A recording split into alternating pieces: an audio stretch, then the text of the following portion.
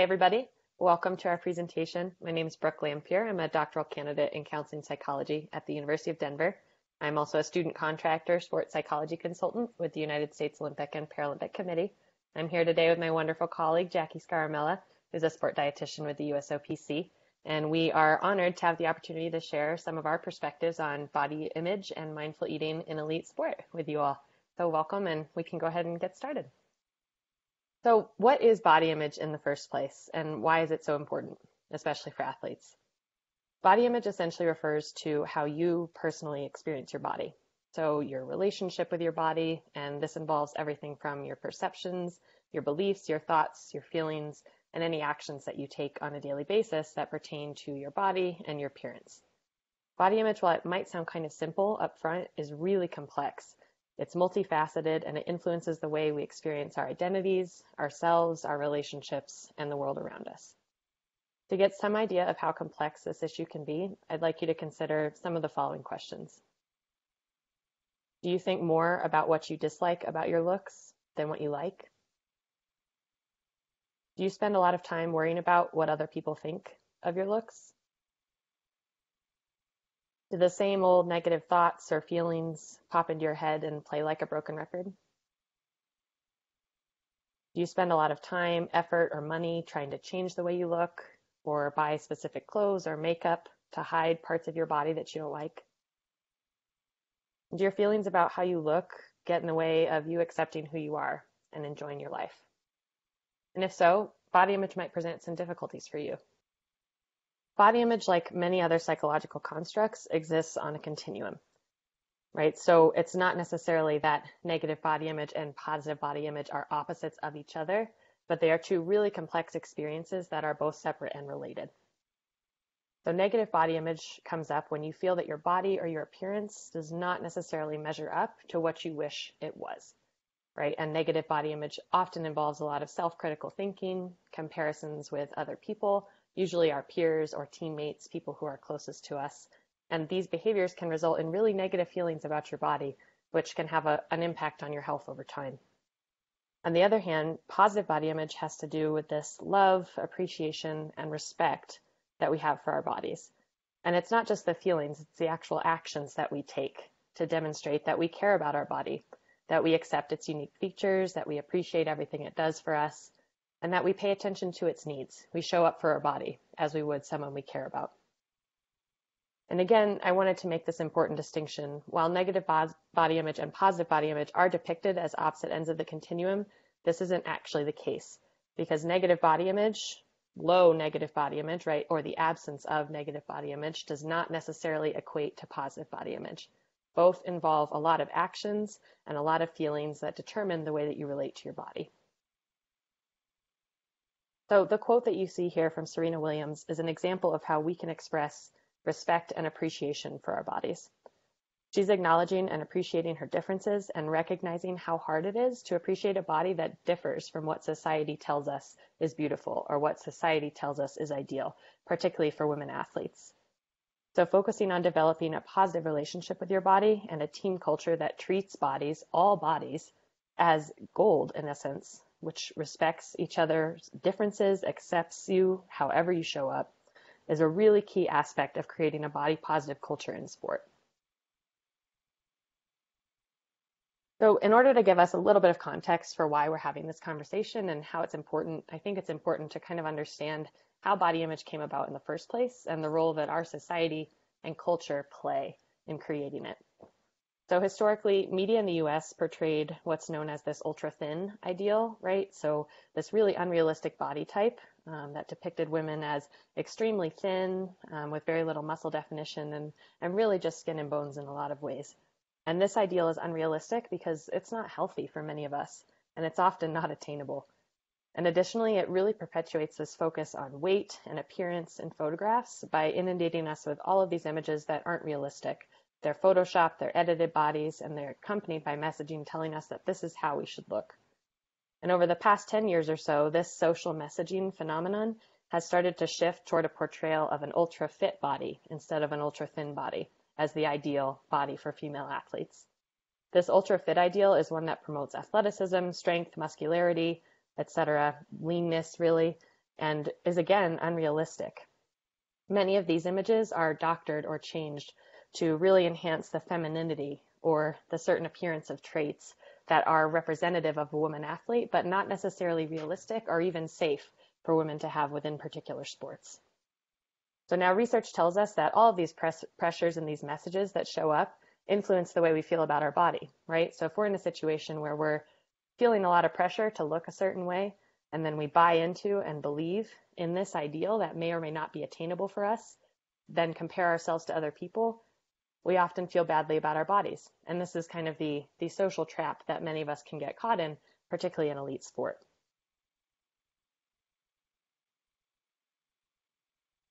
So athletes are really unique in that they tend to have two different body images, so two different relationships that show up across their lives. In one context, they have an image of themselves as an athlete, right? So how they appear, how they utilize their body in sport, their strength, their muscularity, the functions that their body serves in sport influences one perception of the body. And then they have another perception of the body which shows up outside of sport in a social context. And what's interesting about these two things is that these body images are often in conflict, right? We have different expectations of what a body looks like and does within the context of sport compared to what is considered beautiful or ideal for a woman in social settings. Because athletes face pressure to adhere to body ideals, both in sport and outside of it, it puts them at greater risk for negative body image distress, and pressures around dieting and disordered eating and things that could cause a lot of harm. Every sport tends to have unique pressures and demands that can have a negative influence on athletes' body image. Some sports emphasize thinness, some weight, some appearance, some strength. Whatever it is, it's really important to be mindful of the culture around body image and around weight that your sport perpetuates so that we can show up and support our athletes in a way that's healthy for them. What's interesting about this too is that sport can have a really positive influence on body image, particularly for Paralympic athletes, which we'll get to here in a minute. Many athletes view sport as a place where their body's accepted, right? Where they can show up and be proud of how strong they are or the way that they look. Athletes with disabilities, in fact, have reported that they feel more comfortable and confident in their body as an athlete than they do in their life outside of sport. This confidence and this positive body image can contribute to performance enhancement, enhanced relationships with teammates, and general really overall well-being, which is extremely important both on and off the court. So in essence, while the body is not always for performance, how we take care of it, both in and outside of sport, matters. So we live in a society, as I've mentioned, that's really been constructed around these different body ideals. And one of these ideals is that being able-bodied is normal, and that any characteristics or identities that depart from this norm are different and generally perceived as less desirable. So regardless of the type of disability, living with a disability tends to have a considerable influence on athletes' lives, whether as a human or within the context of sport. So athletes who acquired their disability as an adult have a particularly unique experience, and that they often go through this really challenging, sometimes stressful process of reconciling several different perceptions of their body and themselves. So your body image as an able-bodied person and this new body image that now has different abilities and has resulted in a lot of lifestyle changes are sometimes hard to reconcile. Now, many people adjust really well with only mild distress or discomfort. However, some people find this process to be really painful and challenging, and it can also be isolating. Another element of the disability and body image relationship that's important to consider is how many physical changes that your body goes through, which can impact your health and well-being when you acquire a disability. For example, disabilities can change your body's ability to metabolize food, lose or maintain weight. It can change the way you move, of course, and the way you go about your life. And this in general changes your perception of yourself and your body. And finally, it's really important to point out that for many athletes, identifying as someone with a disability in the first place doesn't fit with who they are or their perception of themselves. As a society, we unfortunately place so much emphasis on physical appearances as disabilities instead of looking at them as differences in ability. Para-athletes in particular are often faced with these social narratives that you are successful because you overcame the odds, you overcame your disability. And when in reality, para-athletes are successful because they're remarkable athletes. that just happen to have abilities that differ from what society views as normal. So with this in mind, it's really important for staff and athletes alike to be mindful of the unique stressors that are faced by Paralympic athletes pertaining to body image. For example, classification is a unique situation that athletes have to face in order to be able to compete in their sport, and is a situation in which there's a lot of pressure surrounding the type of disability you have and the type of functionality that you have. So classification essentially is totally outside of an athlete's control in many ways and can be a significant stressor and create a lot more focus on the body and ability than there needs to be. Additionally, many athletes utilize prosthetics or other equipment to compete in sport, and prosthetics and equipment are extremely expensive, often painful to wear. They need to be changed and replaced over time. They can get broken when you travel, and this brings up obviously a host of challenges regarding body image and how athletes are essentially viewed and navigating society as people with different abilities. It's also really important to be mindful of social stigma that surround disability and Paralympic sport. Again, returning to this narrative of Paralympic athletes being portrayed as inferior to Olympic athletes, which perpetuates negative social perceptions of disability. Historically, the media has really misrepresented or ignored Paralympic sport and really proffered this inspirational narrative in the media that is again focused on disability and not on the athlete's achievement. All of these factors together have a unique and complex influence on para-athletes' body image that affects them both on and off the court.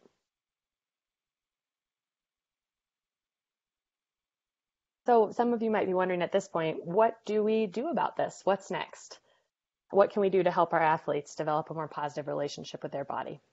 And we've put together some suggestions here that might be helpful to you. First and foremost, your words matter. Language matters. They have an impact on how athletes view themselves, particularly if you're in a position of power, like a coach or a trainer. Be mindful and careful about how you speak about body image, weight, appearance, etc. And be mindful of cultural differences in beauty and body and cultural norms in caring for the body that might differ across identities. Second, focus on your athletes' strengths. When working with athletes, ask them what makes them feel strong, pain-free, confident, and focus your interventions and coaching on that. Remind athletes to appreciate, respect, and take care of their bodies. Their bodies work extremely hard to allow them to play the sport that they love, and take some time to pay it back. Third, it's important to clearly differentiate between competition on the court and comparison. Many athletes can get caught in this process of comparing their bodies, their weight, their abilities with their teammates. And while that can fuel competition and that folks work harder to beat out a teammate or to become better, etc., when this turns into comparison around body image and appearance, this can be really unhealthy. So as a coach, it's very important to keep the focus on competition, growth, and improvement, and not on comparing different features or aspects across bodies. Fourth, it's really important to be, again, mindful of the harms and impacts of social media use on body image and kind of on mental health across the board. Social media platforms are interactive and dynamic, and information is much more readily available than it's been in the past, right? So we have more access to other people, to information, to images, and this is from everyone, not just professionals, right? So social media has a greater influence on body image pretty much than any sort of other traditional print media that's out there. People who spend a lot of time on social media sites like Instagram and Facebook, use social media to interact with other people, or who spend a lot of time passively scrolling are at higher risk for engaging in comparison behaviors and for developing negative body image down the road. So, long story short, educate your athletes on the possible harms of social media and on the type of use that is healthier compared to others. And finally, bring in an expert if you can and have the resources available to you. Talk with a sports psychologist or sports psychology consultant about how to improve your team culture around body image and weight. And in this process, it's really important not to single out athletes who you think are struggling, but to take a whole team approach and provide resources that would be beneficial to the group as a whole, and not just athletes who may or may not be in a hard space. So with that, I'm going to go ahead and hand it over to Jackie, who's going to talk a little bit about the nutrition side of things with a particular emphasis on mindful eating. Thanks, Brooke. As Brooke already mentioned, each athlete is different, each body is different and has different needs and goals, especially when it comes to performance. As support staff, we need to help athletes find balance between health and performance.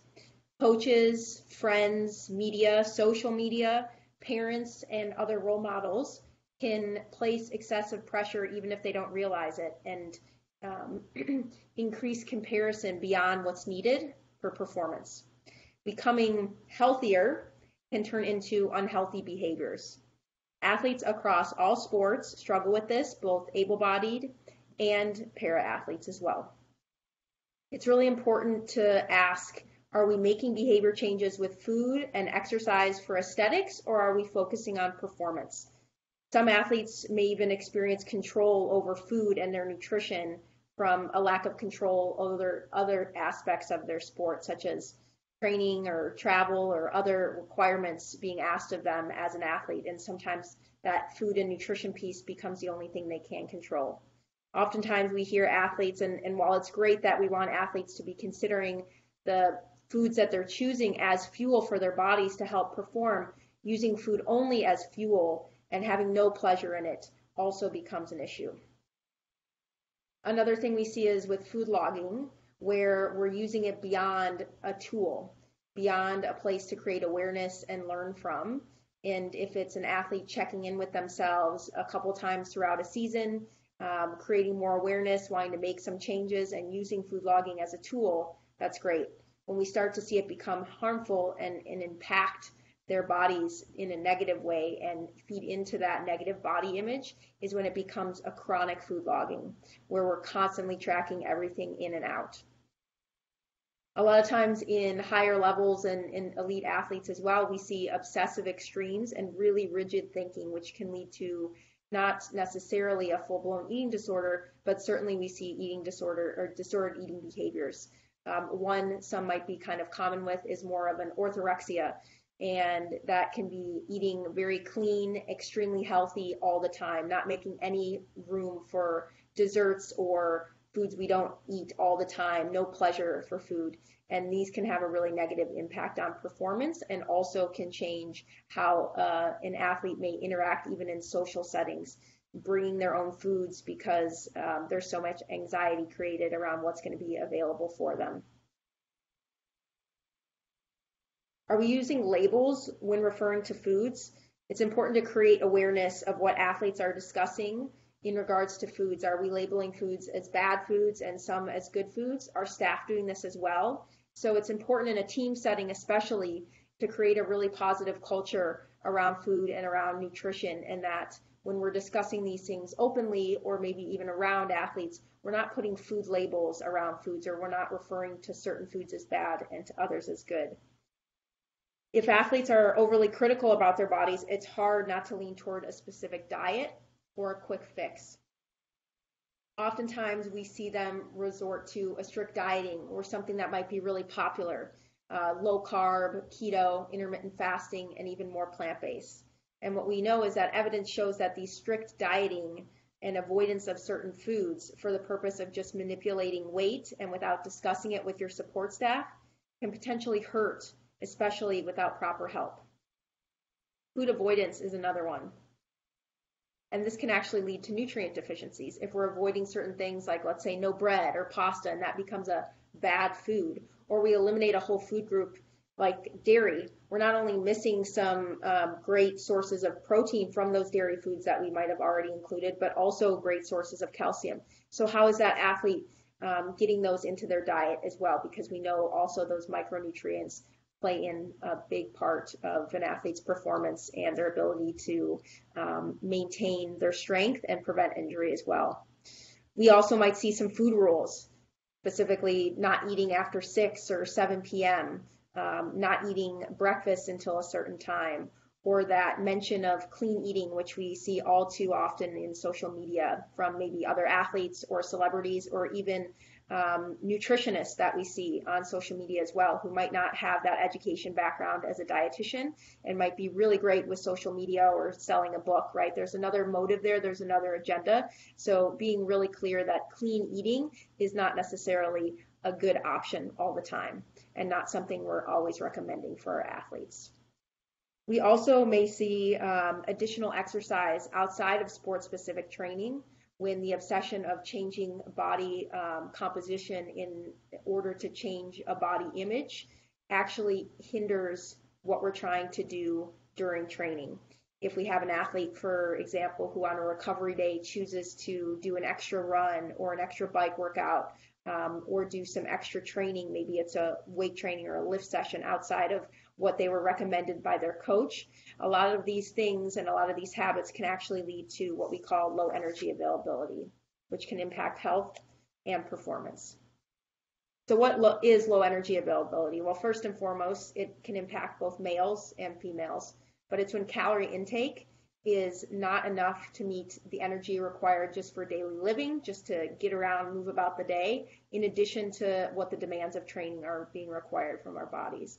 And this can occur just in as little as 5 days to a week. It can be acute, where an athlete might not even realize it's happening, and it just happens really quickly because maybe preseason started and we haven't been eating as much in the off season, or maybe there's a quick jump in the training period and maybe it's intermittent throughout the season during those different periodizations when training volume and training intensity is higher. Or it can be chronic, when an athlete chooses to undereat for the entire season, right, and is never really able to meet the demands of their training, isn't able to really maintain that intensity, and is definitely not recovering well. We see that athletes at higher risk for this are ones that participate in aesthetic sports or weight-making sports or endurance sports that require high volumes of training. This can also be, as I mentioned, just not even increasing calorie intake with what's being required of increasing energy outputs from increased training. Or this might even be excessive focus by coaches and staff on weight and body fat and numbers, and not necessarily on performance and what that athlete is doing on the court or on the field of play. It can also come in the form of athletes that choose diets very high in fiber and lower in calorie. So very nutrient dense foods, but very energy deficient. This might look like large salads, maybe with some protein, but lacking any kind of carbohydrates. Again, only a tendency to eat very specific, always healthy, good, clean foods. For some, it might just be inadequate food resources and availability. Maybe that's due to not having enough finances or access to good quality foods or enough of them. It might be hectic travel. It might be very busy lifestyles where food is maybe of a low priority. And we see this a lot of times too in high school and collegiate athletes as well, especially when they're in a big life transition, and not only are they trying to juggle the new demands of their training and their sport, but also life and classes and maybe work. And for some of our athletes, it's families and other things outside of that. So why is low energy availability concerning in relation to performance? It has a potential negative impact on training response and capacity, which again can be either acute and very short term, or it can be long term as well. It has the potential to decrease glycogen stores. If we're not replenishing with adequate carbohydrate, we're not going to have enough muscle fuel, which then in turn can lead to decreased muscle strength and intensity, as well as just the ability to sustain power output. It can also suppress metabolism, which can cause long-term difficulties with body composition as well, and feed into that continued behavior, maybe to resort to something extreme in order to get the desired result. It can reduce bone density, increasing the risk of stress fractures and other bone injuries, again, reducing time off the field of play, and even increase the risk of psychological harm. This can lead to changes in mood.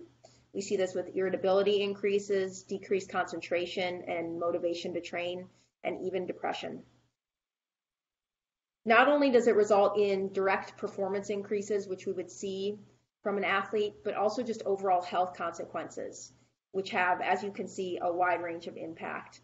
On the female side, one of the great tools that we can use with our female athletes is actually considering tracking menstrual cycle and symptoms with our female athletes. There's many apps out there. It's becoming a little bit more regular to do so. And I think it's just appropriate to make sure that we're discussing which staff it's appropriate to share this information with, and how we're accessing this data and what we're going to be doing with this data. But it is also important to create awareness around this as well. If we see athletes who are missing their periods for several months consecutively or several times throughout the year, it's important to make sure that they're seeking help and getting support from a provider in order to make sure that we're not having any of these long-term consequences on hormone function, on bone health, on metabolism, and again, even psychological. For our younger athletes, it can be negatively impacting their ability to grow and develop physically, but also in their sport as well. So as you can see, there's just a very wide range of health consequences that can impact from low energy availability. So it's not always easy, but what can we do to really increase our pleasure with food and our enjoyment of food and our awareness of how we're fueling our bodies, especially if we have athletes who have been really strict with what they choose to eat. They might be avoiding not listening to their hunger and fullness cues. This can actually cause these cues that are innate to go dormant for a period of time. So it's focusing again on honoring your hunger and being attuned to those hunger and fullness cues. You can actually practice with a hunger fullness scale. Oftentimes you'll see these scales on a spectrum from 1 to 10, 10 being extremely full and stuffed, 1 being absolutely ravished, and 5 being neither full nor hungry, right in the middle there. And having athletes check in with themselves. I think as staff members as well, this is really great to practice so you can empathize with what maybe you're asking your athletes to do. Check in with yourself before you're eating and throughout the meal. Are you at a 2 or a 3? Or are you at a 1, making it really tough to make good quality decisions for what you want to fuel your body with in order to support performance as well. When you're finishing, are we finishing in a satisfied state, or are we not stopping to eat until we're very, very stuffed? These can be some practices. But in addition, as an athlete, to using these hunger and fullness cues, it's also really important to consider adequate fuel and recovery in the form of nutrition for maintaining training capacity and enough fuel and recovery to get through competition as well. And sometimes during or right after hard, intense training sessions, we as athletes might often feel a suppressed appetite, and this is pretty common.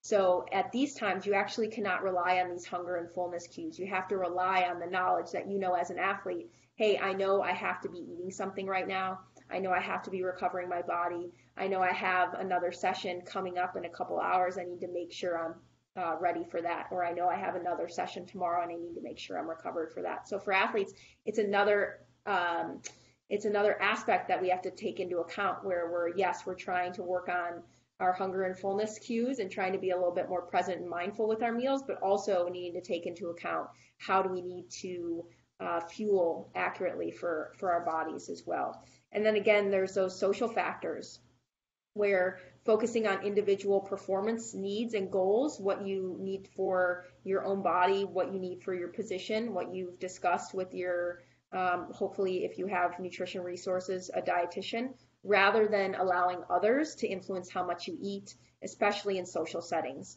and when eating with other teammates who have different goals than you, or other positions and other sports, right? When eating with family and friends who definitely have different goals than you do. And really being mindful, especially as an athlete, are we eating differently when others are present? Are we comparing our food to what others are eating? Maybe that's in quantity or what our plates look like. Are we really worried about what other people think when we're eating? And then there's those psychological factors, like I already mentioned, having the strict food rules, being really rigid with the thinking, having labels with food and certain good foods and bad foods as well. So in order to kind of build on this practice of mindful eating and tuning in those hunger and fullness cues, it's really allowing yourself to become aware of some positive opportunities available through food and through nutrition, and using all your senses and minimizing distractions at mealtime. So this is what we call the practice of mindful eating. And this definitely takes practice. As Brooke often mentions, you need to practice your mindfulness muscle, and this is something that doesn't come easy and constantly needs to be repracticed time and time again. And as athletes know, we often don't have a ton of time between sessions to eat meals, and so sometimes there aren't great opportunities maybe during the middle of a day to practice mindful eating, or we're getting that appetite suppression after a hard session. So maybe it's a dinner meal, maybe it's a breakfast meal, maybe it's meals on your off days or your weekends, but trying to include some mindful eating practices can be really, really positive in trying to maybe restore some of those hunger and fullness cues that might have gone dormant as well. So what are some tips to practice some mindful eating? Be present when you eat. Try not to be distracted. So turn off the phones, TV, any books or other distractions, maybe magazines that you may be reading. Before you prepare a meal or a snack, check in with your body and brain. Again, maybe utilize that hunger and fullness scale and see where you're at with that. Are you thirsty? Are you hungry? If so, how hungry are you? Why are you eating right now? Acknowledging even the taste responses and the smells of the foods that you're about to enjoy and that you are tasting. What do you like about it? What do you dislike? What's the texture like? Do you have a feeling about it, or is it pretty neutral? And then again, as an athlete, one of the things about mindful eating for athletes is being aware of when you should be eating in order to optimize recovery and those training adaptations that you're working so hard for on the court or on the field. Additionally, it's taking time, right, which again can be hard for some of us, but to taste and really smell your food. Sip your fluids, chew food slowly, stop eating once you're satisfied before you feel full, right? Because in about 20 or 30 minutes later, you're going to feel full. And save the rest for later. There's no need to finish always everything on your plate just because it's there. And sometimes when we're in a rush, right, we have a tendency to just finish everything because we're trying to get through the meal and trying to get through the plate. And I think one of the biggest, especially for busy athletes, is going to be planning ahead, coming up with an eating schedule that fits your training and intensity level and fits what's going to be unique to you to support your body, to support your position on the team or in your sport, and what aligns with your goals. And so considering when and what you can eat is really important for that. So we want to thank you guys for listening, and hopefully you have created some awareness within your team culture about how to talk about and create awareness within body image, and then how nutrition plays a role in that, in the aspect there. And if you do have the resources, we always recommend that you enlist the help of support staff, such as a sports psychologist or a sport dietitian, to help you integrate maybe those habits that haven't necessarily been a part of your team, but you maybe see those areas for growth. Some additional resources on the nutrition side, we have Team USA Nutrition Instagram, where we post tips about mindful eating and how to continue to fuel your bodies healthfully as well. Additionally, some athlete-friendly recipes and fact sheets are on our website at teamusa.org/nutrition. So thank you very much. We appreciate your time, and thank you for listening.